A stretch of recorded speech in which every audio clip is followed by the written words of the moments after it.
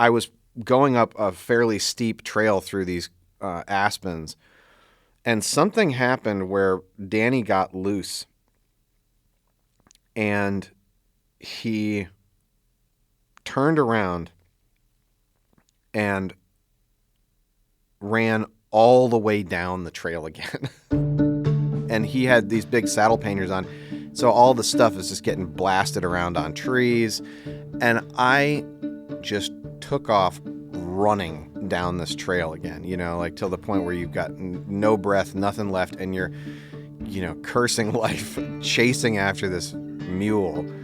And eventually I caught him down at the bottom where we'd been, where we'd started from. So we'd gone all the way up over some big period of time, and then he turned right back around and he just pinballed all my stuff across these trees.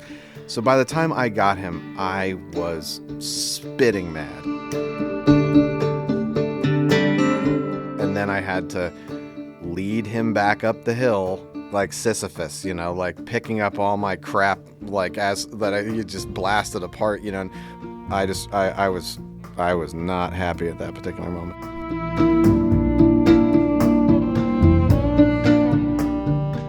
This is Rite of Passage. I'm Laura Weber Davis. Chapter 9, Sisyphus.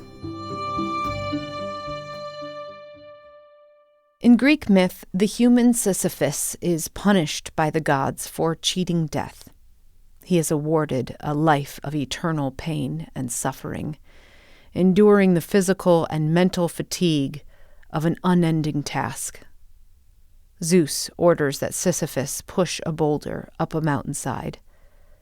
But as he is about to push the rock over the crest of the mountain, the boulder breaks free from his grip and rolls back to the base of the mountain, and Sisyphus must begin again. Matt Parker had in many ways cheated death at the hooves of the Arabian stallion Achilles. The pain in his broken back joined him in the Rockies, where new pains accumulated. Also joining Matt and Danny the mule was a new horse that trainer Ole Lindgren had helped secure in Utah. Her name was Littleface. She was shorter than Smokey, with a lower center of gravity and wider stance to get up onto the Grand Mesa and through the Colorado Rockies. This golden caramel mare with a flaxen mane was the matriarch of the herd, and she shone with the sun. She was a Missouri foxtrotter.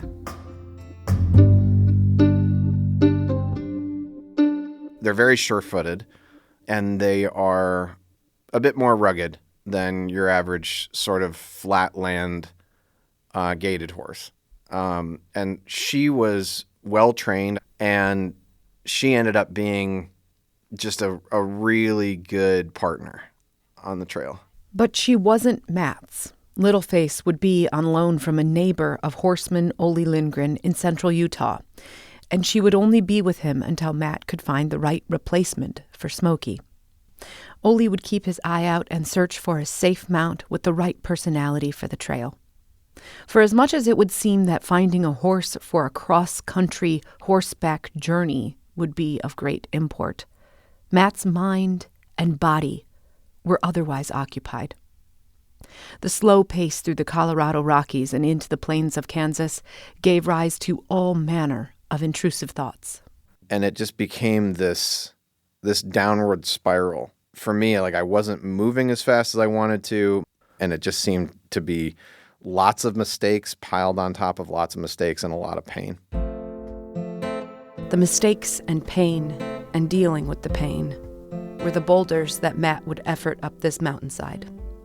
There were a few in the Colorado Rockies that would come rolling down on him. The first was a new romantic relationship that began over the winter. It was rooted in the futility of long distance with few modes of communication. There was a degree of sort of romantic heartbreak that was happening, sort of perpetually during that period of time without an end in sight. This was an emotional toll Matt would pay continuously throughout the year. And then there were the small but significant setbacks. Danny the mule got an abscess in one of his hooves. Even though his feet were made out of iron, Like, just one grain of sand in the wrong way in the quick of his hoof, and it abscessed and blew out near the top of his hoof. That would require a 2-week rest in the Technicolor mountain town of Crested Butte. And then came a pest of another sort, a tick bite, and the diagnosis of Rocky Mountain spotted fever. The bacterial infection was new, though ticks were not.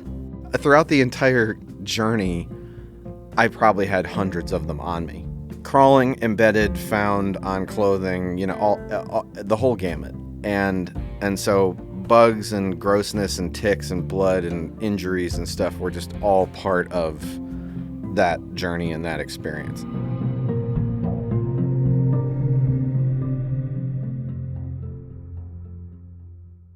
Bugs and grossness and blood, they all joined chronic pain and dependence on pain medication and fatigue from heartache. These were the boulders that Matt pushed up the mountain. All of it a distraction from some of the most beautiful terrain America has to offer. Rushing rivers of aquamarine snaking their way between snow-capped mountains and over the craggy cast-offs of limestone and shale. Quaking aspen and alpine forests filled the valleys, home to elk, bighorn sheep, mountain goats. The aspens and the mountains of Colorado are really gorgeous to behold. My mind was elsewhere, and I wanted to get down on the flats, like where there was more water, more grass. The roads were straighter in some sense. And so I was happy to finally come down out of the eastern slope. Like the Rockies were more like a foe to be vanquished than appreciated, I think. So it was just, everything, like my physical health and my mental health were in a really sad state, like a really sorry state during that period. And if it wasn't for a few folks that I met on that trail, things could have gone very differently for me. When Matt, Littleface, and Danny came down out of the mountains, they began their march across the plains. The mountain range became ever smaller behind them, the three-dimensionality of them lost as paints on a canvas. Cold air and high altitude gave way to the exposure of meadow grasses and flat ranch lands. The state line between Colorado and Kansas was an unremarkable divide from prairie land to prairie land. Only the billboards changed. Hundreds of miles of unchanging terrain spread over weeks and eroded Matt's morale. His mind and body ached all the way to the central Kansas community of Larned.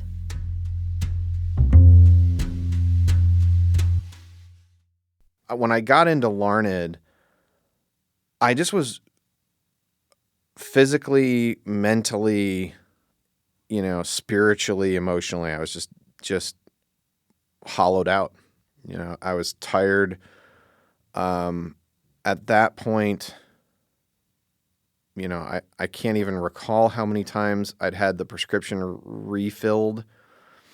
But, it was a pretty heavy amount of painkillers at that point, like, a heavy amount. When I got to Larned, there was the concern of going into withdrawal.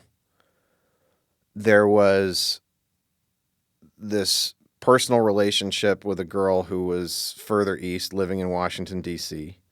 And that was, one of the darker moments in the trip, because I'm thinking, am I doing the right thing? What am I doing with my life? There's just endless questions and no real easy answers. And so that's why I think there was sort of this breakdown period in Larned. And I stayed with a gentleman named Mark Cowell and his wife. And it was a blessing. Well, I got a call from the police department that there was a young man in town, and they really didn't know what to do with him. This is Mark Cowell. And he had asked them if he could pitch a tent in the park and sort of billet his horses there. And they didn't know what to do with that. So they called me, mostly, I think, because I had horses. And so I went down to the police department, and, he wasn't asking for anything. He was polite. He just said, listen, I just just looking for a place to put my tent up. I just want to go to sleep. I'm kind of worn out. And he looked it. He looked like he was tired, and he had that look of not just physical tired, but mentally tired. He was exhausted. And I thought, well, we could do a little bit better than that. The Cowells put Matt and his horses up at their house. They became fast friends. They talked about horses and movies and books. Mark had a great collection of fantasy novels. And they talked about spirituality and faith. Matt felt rejuvenated.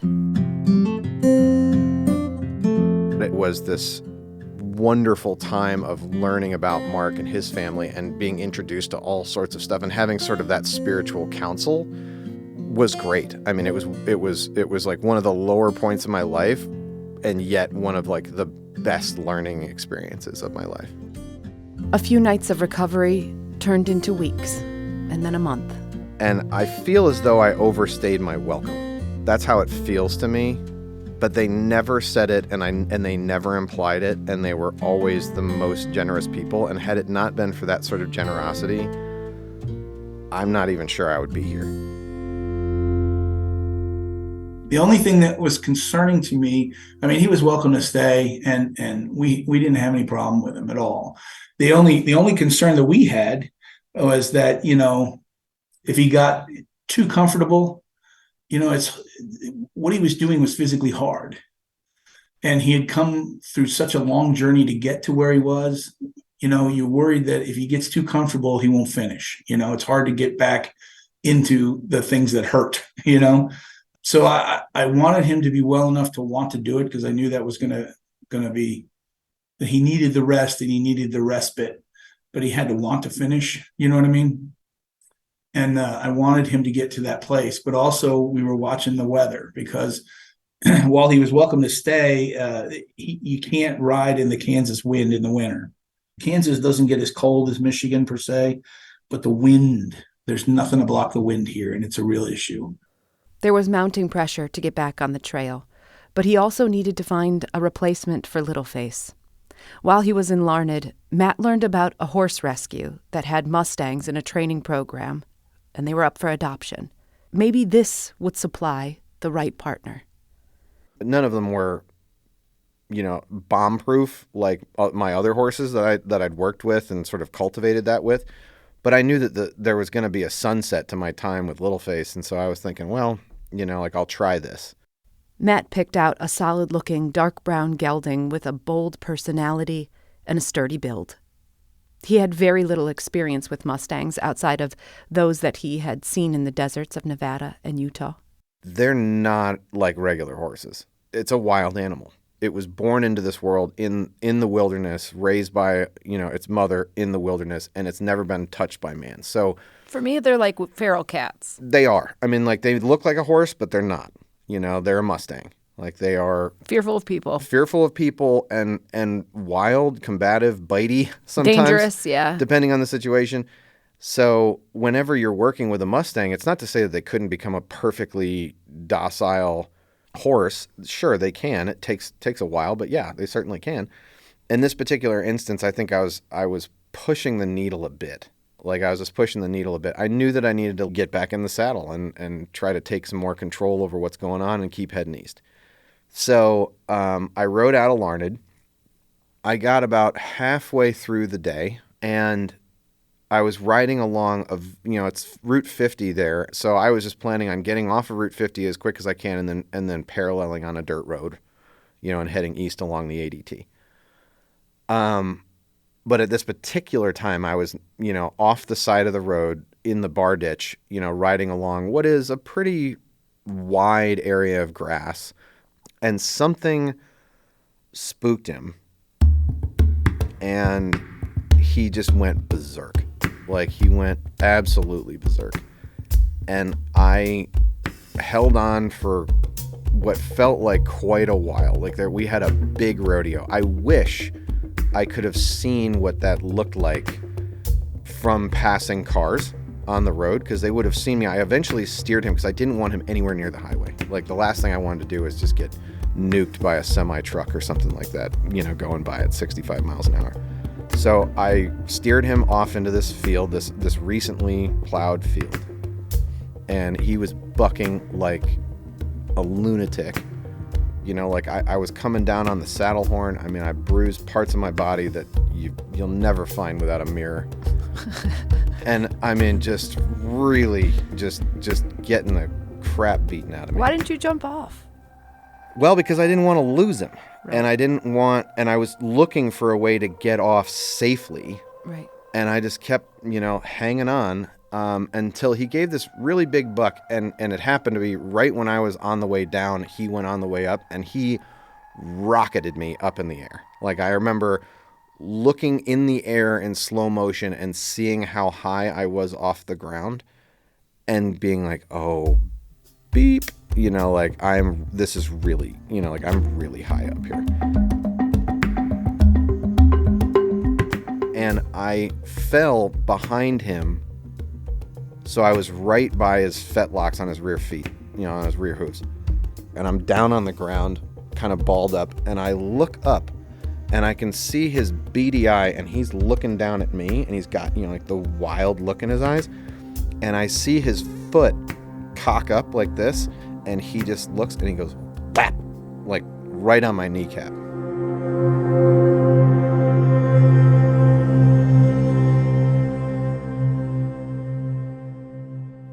That was the most painful injury, I think, on the trip.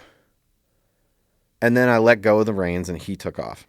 Matt crawled through the grassy ditch, back up to the road where a man in a Honda Civic stopped to help him. They drove back in the direction of the Mustang, who had spilled all of Matt's earthly possessions along the highway like breadcrumbs. A mom and a daughter with a horse trailer had stopped up the road when they saw the Mustang with a saddle spun under its belly, and they had pulled over. So we got a call from Matt, and my wife got in one car because we knew we needed both, and I went down and picked up a horse trailer, and she went and got Matt and took him to the hospital, and I went and caught the horses and took him to the vet. I went to the hospital, got some x-rays, and they said, yeah, your patella's cracked, and they gave me a leg immobilizer. And I was thinking, I'm done. Like, I'm just done. Like, I don't have it in me. Matt left the trail to visit his girlfriend while he healed. The physical pain in his knee, back, and hip remained. He was prescribed a stronger narcotic. After a few weeks, a friend persuaded him that he should keep moving forward for the remaining rideable weeks of the year. I went back and I got Little Face. My heart wasn't in it. And I was really burnt out. So I made it east to Osage City, Kansas, and that's where I called it quits for that final riding season. And I got there just before Christmas. So I got to Osage, Kansas, and I started arranging for Little Face to be picked up. And I was very depressed. And I just didn't really know what the heck I was going to do. I was basically broke. I hadn't finished the trip. I was giving my horse back. I didn't have another horse. I was thinking, what am I going to do? And Christmas was like right around the corner. And to compound it all, the rocket fuel painkillers that I was on ran out.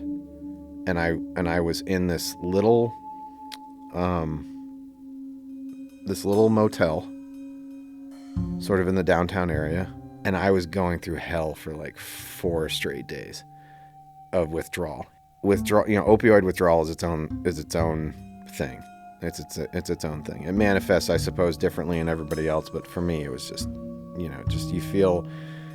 To say it is flu-like symptoms is the biggest laughable understatement in the world.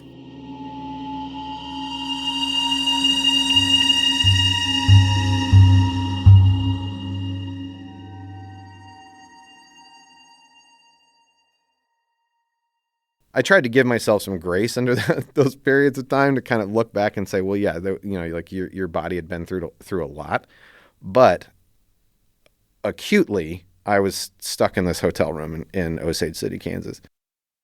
So right outside Fort Riley, Kansas, is a Greyhound station. And I bought a ticket. That's about the only money I had left. And I took like a 2.5 day long bus ride back to Ann Arbor. Right around my birthday, I think, just before Christmas. And so I was able to be home for Christmas. When Matt returned home, he began a long process of fortifying his body and his mind against all that would await him in the next year. But he was still without a partner. And then on Christmas Day, he got a phone call. It was Ole Lindgren in Anemone, Utah. He'd been working all year on getting the one horse that he knew would be perfect for Matt. And the owner had finally consented. Matt would be joined for the rest of the journey by Silver, the special white Appaloosa that Matt had helped at Ole's place.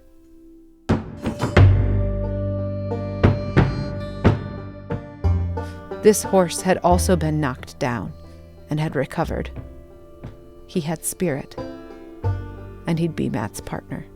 That started, a pretty amazing and necessary, worthwhile, sometimes very difficult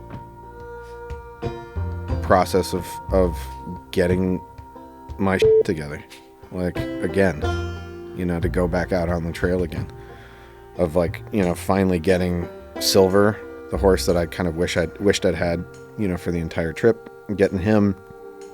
And I ended up doing an awful lot of strength training, and I weaned myself off without any help from a doctor. Matt's faith in the ability of doctors to take care of him had eroded. He had taken his prescription painkillers all year, and yet still felt pain of all sorts. He was committed to returning to the trail, free of those many boulders that he'd battled up the mountainside. He'd weaned off prescription painkillers. He and his girlfriend had broken up. They were just too young for it to work out, and they were on different journeys. And now he had a new partner, Silver.